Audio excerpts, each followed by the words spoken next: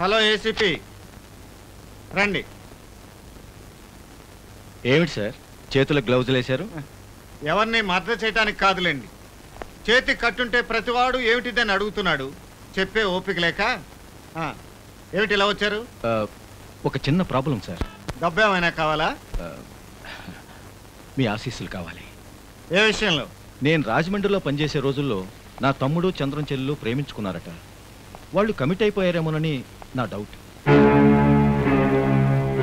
హాస్పిటల్లో ఉన్న రఘురామయ్య గారికి ఈ విషయం తెలియనివ్వకుండా కామ్గా పెళ్లి చేయించి తర్వాత చెప్దాం అనుకుంటున్నాను. Very good. నా ఆశీస్సులు మీ తమ్ముడికి ఉంటాయి. వెంటనే పెళ్లి ఏర్పాట్లు చేయండి. Thank you sir.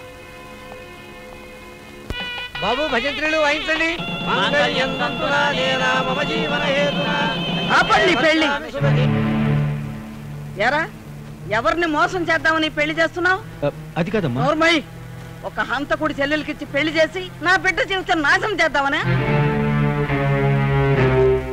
పైగా అతను చచ్చిపోలేదు, పారిపోయి మారువేషంలో ఉన్నాడని మీరే కదండి చెప్పింది.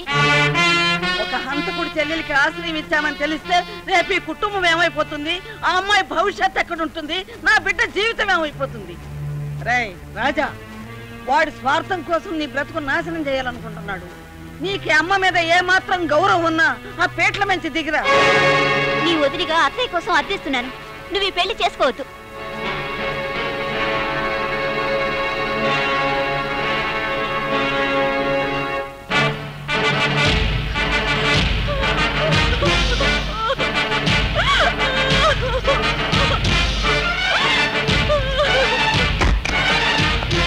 అమ్మా దీపా, దీపా, అమ్మా దీపా, దీపా కలుపుదేమ్మా,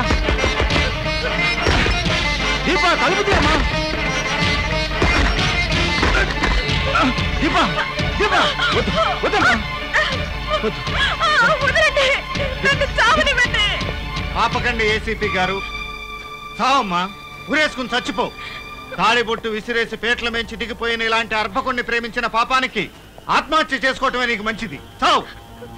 పెళ్లి కాకుండా శరీరాన్ని అప్పగించిన జీవితానికి నువ్వు ఎన్నుకున్న మార్గమే మంచిది. కానీ లేదండి, నేను చెడిపోలేదు. నేను ఇలా నాటకు పడితే మీరు శ్రీహర్ష కాదు మా అన్నయ్య చంద్రమని బయటపడుతుందని, అప్పుడు 10 మంది ముందు మీ పెళ్లి చేస్తానని ఈయన చెప్పారు. అన్న మెడకు ఉరితాడు పడితే మాత్రం ఏమిటని నువ్వు ఈ నాటకాన్ని రక్తి కట్టించావు. నువ్వు నిజంగా నా చెల్లెలు అయి ఉంటే నేను ఎంతో బాధపడి ఉండేవాడినమ్మా. మిస్టర్ ఏసీపీ, చంద్రన్ చెల్లెలు చెడిపోయేంత నీచమైంది కాదని నాకు తెలుసు. ఆమె ఆత్మాభిమానం మీద దెబ్బ కొడితే నిజం బయటపడుతుందని ఊహించాను. అదే జరిగింది. ఇది ఆషాఢ మాసం. ఏ దిక్కుమాలిన వాడు ఈ లగ్నంలో పెళ్లి చేయడు. నువ్వు పోగేసిన ఆ జనం అంతా పెళ్లి పెద్దలు కారని, సివిల్ డ్రెస్ లో ఉన్న మీ పోలీసులని నాకు తెలుసు. నేను చంద్రాన్నని బయటపడితే నా మీద పట్టానికి మఫ్టీలో వాళ్ళని రెడీ చేశావు. నీ పోలీసు డ్యూటీ కోసం, నీ కర్తవ్య నిర్వహణ కోసం ఒక ఆడపిల్లని పెళ్లి పీటలు ఎక్కించి దింపావు. ఈ పెళ్లి జరగకపోతే ఆ పాపం నీదే. 10 రోజుల్లో శ్రావణ మాసం వస్తుంది.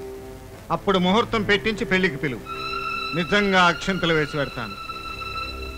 సో ఫైనల్ గా నువ్వు